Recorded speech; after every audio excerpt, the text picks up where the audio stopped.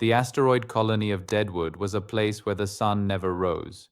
It was a hollowed-out rock floating in the void, a jagged tomb anchored to a dying star, lit only by the flickering neon of black market shops and the toxic blue hum of failing atmospheric scrubbers. The air was a thick, choking soup. The smell of scorched metal, the ozone of illegal plasma welding, and the metallic tang of recycled sweat. In Deadwood, you didn't breathe. You survived. Deep in its bowels, where the gravity plating was erratic and the shadows were long, sat the Iron Lung. It was a tavern carved directly into the asteroid's iron core. The walls hummed with a low-frequency vibration that made the teeth of most species ache. It was a sanctuary for the galaxy's most violent predators, the Kraxen, the Skrill, and the Voidwalkers, beings who lived by the blade and died by the bolt. In the center of the bar, under a flickering overhead light that buzzed like a dying insect, a young human girl sat huddled on a crate. She couldn't have been more than 10. Her clothes were torn rags, and her face was smudged with industrial grease. Standing over her was Vrax, a Kraxen warlord whose obsidian scales shimmered like oil under the dim, sickly lights. His 4 muscular arms were crossed over a chest reinforced with scavenged ship plating, and his dual hearts beat with the rhythmic arrogance of a predator who had never known the taste of defeat. Opposite him, sitting at a battered chrome table that was bolted to the floor, was a man.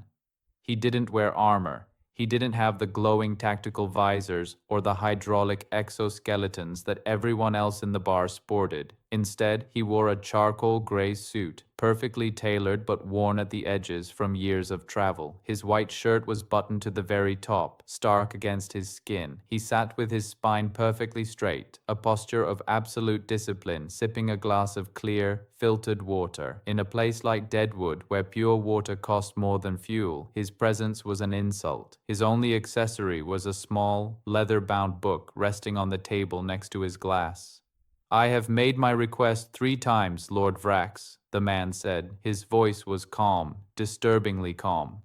It was a level, measured tone that didn't belong in a hive of scum and villainy. It was the voice of a man reciting poetry at a funeral. "The girl belongs to the Earth Alliance. I am here to collect her. Please, let us leave without further unpleasantness." Vrax let out a guttural hiss that passed for a laugh, a sound like gravel grinding in a blender. The other aliens in the bar, a dozen different species with 100 different ways to kill, joined in. Their various appendages clicked, hissed, and scraped against the floor in mockery. "The Earth Alliance," Vrax spat, a glob of blue, corrosive ichor landing inches from the man's polished shoe. "A kingdom of ghosts. We broke your world, human. We burned your atmosphere until the clouds turned to acid and turned your oceans to steam. You are a species of refugees, scavengers, and cowards. Why should I give you anything but a slow, painful death for my amusement?" The man didn't flinch. He didn't even look at the spit on the floor. He slowly reached into his breast pocket and pulled out a clean silk handkerchief. With agonizing precision, he began to wipe a small smudge off the table's edge, his movements slow and deliberate. "It is true," the man whispered, his eyes fixed on his task. "We lost our home. We lost our history. We lost the very soil that birthed us. But in the ashes of that destruction, we found something else. We found civility. We spent centuries learning how to speak softly, how to shake hands instead of baring teeth, how to hide the fire that once burned in our blood. We call it being polite. But you see, Vrax, politeness isn't our nature. It is a cage we built for ourselves so we wouldn't burn the rest of the galaxy down."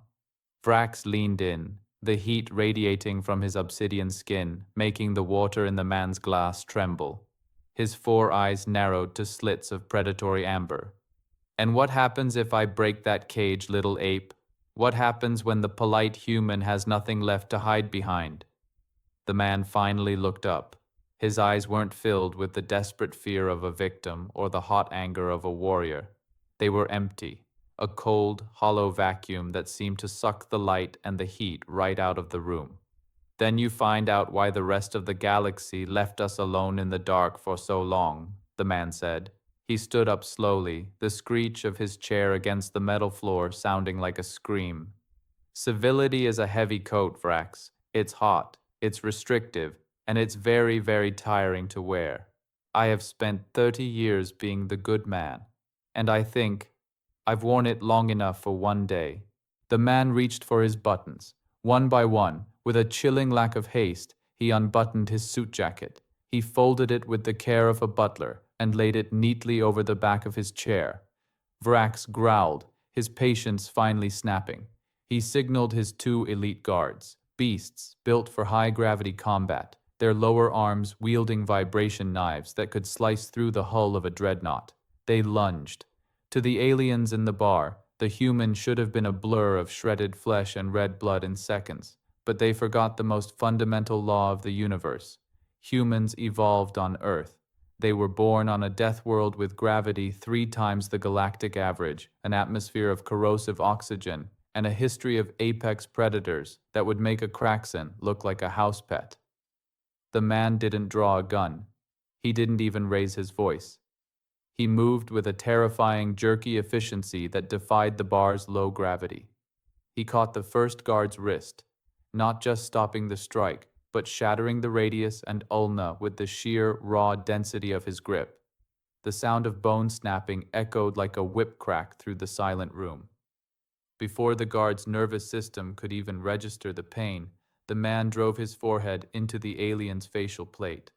The sound was like a sledgehammer hitting a rock.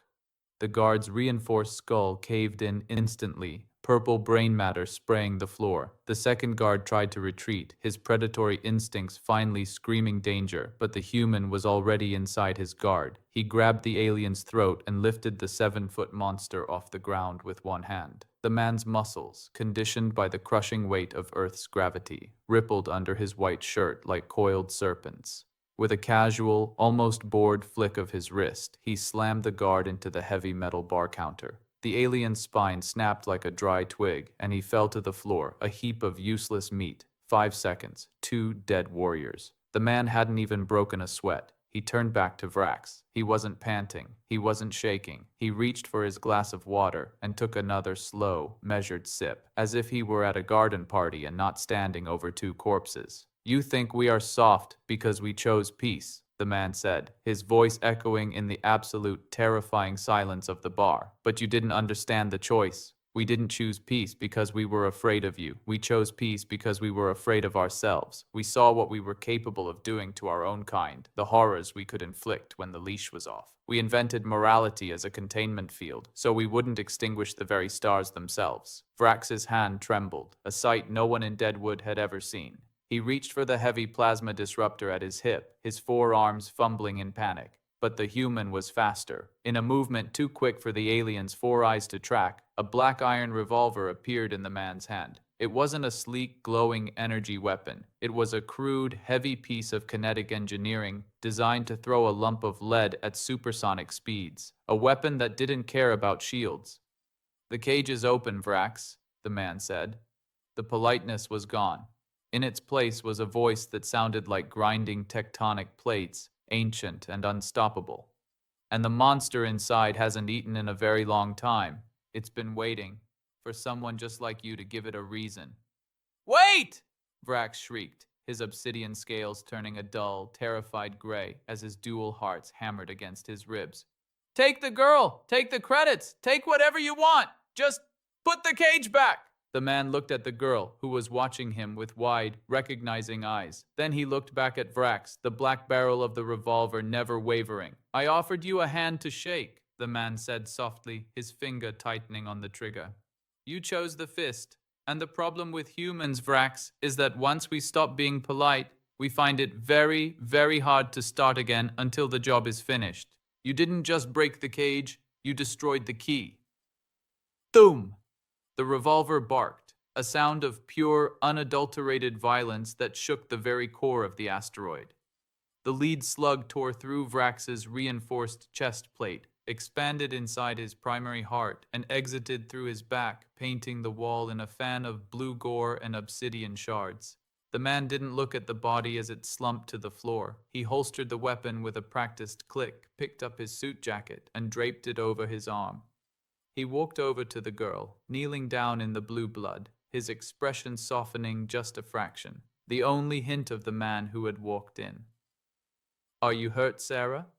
The girl shook her head, clutching his hand with her small, trembling fingers. "I knew you'd come, Mr. Black. I told them you were coming." He led her toward the exit, his boots clicking rhythmically on the metal floor. At the door, he stopped and looked back at the terrified crowd of aliens, scavengers, and killers who were now holding their breath. He reached into his pocket, pulled out a heavy gold coin, and flicked it onto the counter. It spun for a long time before settling. "For the water," he said, "and for the mess. Consider it a down payment on your silence." He stepped out into the cold, dark tunnels of Deadwood, the heavy iron door hissing shut behind him with the finality of a tomb. Inside the bar, no one moved. No one reached for the gold. They just stared at the bodies, finally understanding the terrifying truth of the galaxy. Humanity was never a weak race trying to survive amongst giants. They were giants who had spent an eternity pretending to be small just so the rest of the universe could breathe. They weren't hiding from the galaxy. They were hiding the galaxy from themselves. Pray that the humans stay polite, because the day they stop is the day the universe ends. And as the door locked, every soul in that room knew one thing. Somewhere out there, the rest of them were starting to get tired of the code.